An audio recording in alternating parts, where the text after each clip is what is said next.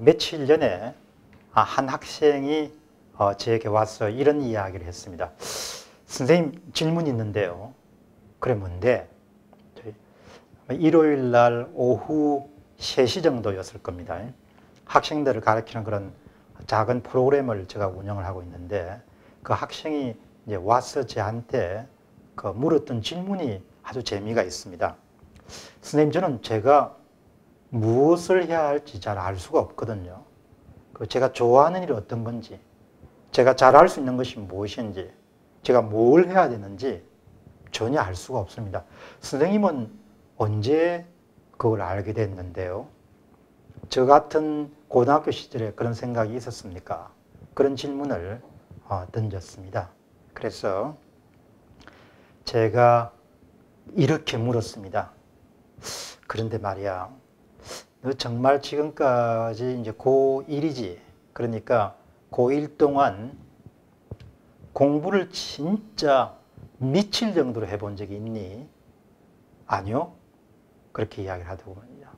그러면은 목숨을 걸고 완전히 몰입해가지고 공부를 한 그런 경험들이 지금까지 기억 속에 남아있는 것이 몇 번이나 되니? 그런 적은 저는 별로 없습니다. 그럼 공부를 어떻게 했니? 그냥 다들 하니까 하는 것만큼 그렇게 하면서 지냈습니다. 그런 이야기를 제게 털어놨습니다. 그러면 그 시골에 있는 할아버지 집에 가끔 가지? 네, 갑니다. 그럼 그때 누구하고 운전을 하니? 아버지가 물론 운전을 하죠. 가끔 어머니가 도와주지만 주로 아버지가 운전을 대부분 하는 편입니다. 그럼 지금까지 몇 번 정도나 갔니? 수십 번, 그 기억이 안 날 정도로 많이 갔다 왔는데요.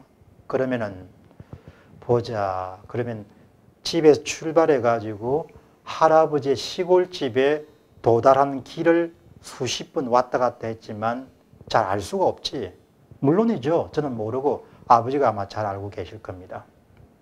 그런 이야기를 했습니다. 그래서 제가 이런 이야기를 들려줬죠. 인생도 마찬가지다 이야기죠. 가방을 들고 너가 다음에 직장인이 된 다음에 같은 직장에 몇 번 정도 왔다 갔다 하는 것은 전혀 도움이 되지 않는다.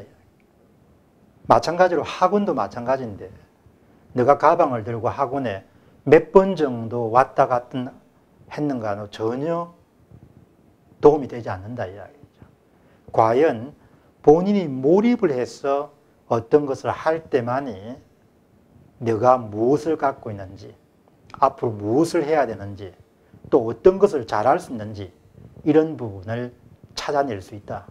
그러니까 만일 네가 앞으로 자기가 어떤 분야를 하는 것이 가장 좋을 것 같다든지 또 어떤 일을 해야 자기가 정말 잘할 수 있다든지 이런 부분을 찾아내려면 누가 시켜서 해도 안 되고 누가 보기 때문에 해서도 안 되고 무엇을 하는 척 한다는 식으로 학창 시절을 보내면은 아마도 그런 부분을 찾아내기는 힘들 것이다.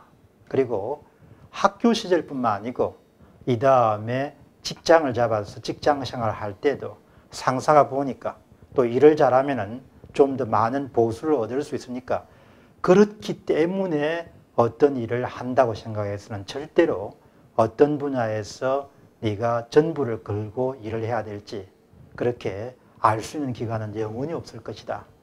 내가 네에게 이렇게 제안하고 싶은 것은 지금부터라도 어떤 습관을 들이는 거 하니까 세상 사람들이 아주 작은 일, 별 볼 일 없는 일, 사소한 일이라고 생각하더라도 그 일에 전심전력을 다해서 애정을 갖고 정성을 들여서 자신이 할 수 있는 최고도의 노력을 기울여서 최고의 성과를 거두기 위해서 노력하는 그런 자세를 몸에 완전히 배이도록 해야 한다.